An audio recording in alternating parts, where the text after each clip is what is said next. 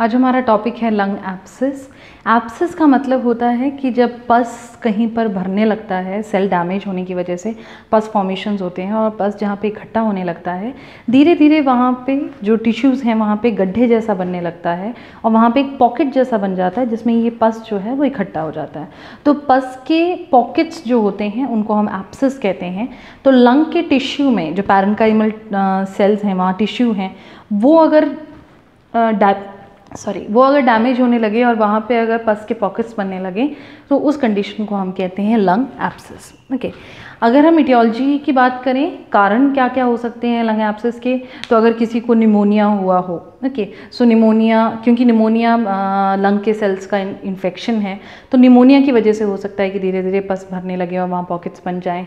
ऐसा हो सकता है कि कोई इंजरी हुई हो चेस्ट में, वहाँ पे जो चेस्ट को सराउंडिंग जो बोन है उनमें फ्रैक्चर हुआ हो और उसके लगने की वजह से वहाँ पे पस फॉर्म होने लगा हो, या कोई और लंग रिलेटेड डिसऑर्डर्स हों, ऐसा हो सकता है। या फिर ठीक से ब्लड सप्लाई नहीं पहुँच रही हो लंग्स में, तो सेल्स की डेथ हो सकती है और वहाँ पे एब्सेस हो सकता है। ऐसा भी देखा गया है कि वहाँ पे अगर कोई फॉरेन बॉडी सब्सटेंस एंटर कर जाता है, कोई भी बाहर का वस्तु अगर एंटर कर जाता है, तो उसकी वजह से भी हो सकता है कि वहाँ पे वो इन्फेक्शन कॉज करके वहाँ पे एब्सेस हो सकते हैं। ओके, सो अगर हम लक्षणों के बारे में बात करें तो लक्षण में जो एब्सेस होगा, एब्सेस की वजह से भारीपन सा लगेगा चेस्ट में, उसकी वजह से सांस लेने में दिक्कत होगी। ओके, साथ ही साथ वहाँ पे कफिंग के चांसेस ज़्यादा होंगे, फीवर होने के चांसेस हैं क्योंकि पस है वहाँ पे।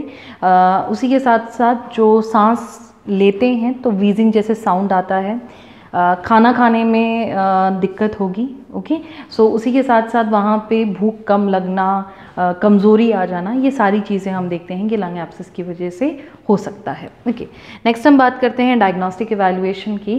तो डायग्नोस्टिक इवैल्यूएशन में हम थॉरो हिस्ट्री ले सकते हैं ये जानने के लिए कि क्या ऐसे कारण रहे होंगे जिसकी वजह से एब्सेस हुआ है, पहले कौन से इन्फ्लेमेशंस हो चुके हैं, निमोनिया का हिस्ट्री है या नहीं, ये सारी चीज़ें हम पता करते हैं।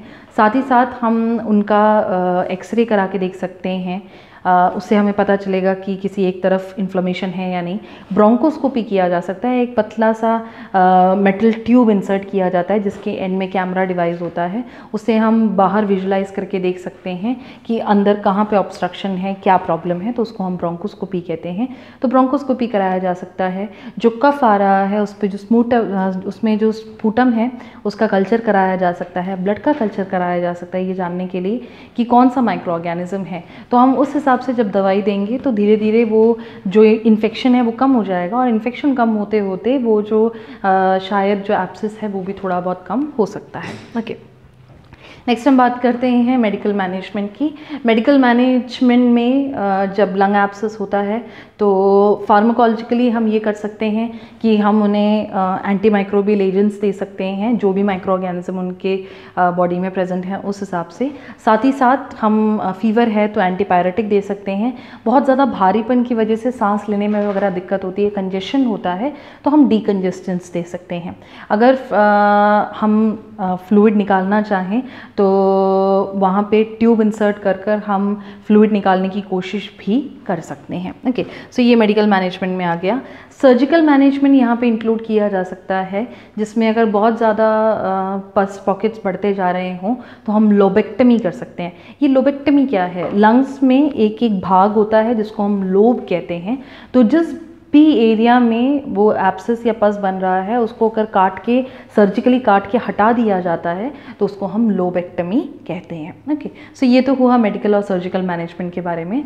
लास्ट हम बात करते हैं नर्सिंग मैनेजमेंट की। नर्सिंग मैनेजमेंट में हम पेशेंट को प्रॉपर पोजीशनिंग देते हैं, स्टीम इनहेलेशन देते हैं ताकि बहुत ज़्यादा कफ हो पाए और जो स्पूटम है वो निकल पाए। हम उन्हें फ्लूइड ज़्यादा एडमिनिस्टर करते हैं ताकि जो म्यूकस है वो पतला हो जाए और बॉडी से बाहर आ पाए। हम उन्हें प्रॉपर डाइट देते हैं ताकि न्यूट्रिशन की कमी ना हो। ओके, सो ये था लंग एब्सेस के बारे में। आई होप कि आपको ये टॉपिक समझ में आया होगा। इससे रिलेटेड आपको अगर कोई भी डाउट है तो आप पूछ सकते हैं। Thank you.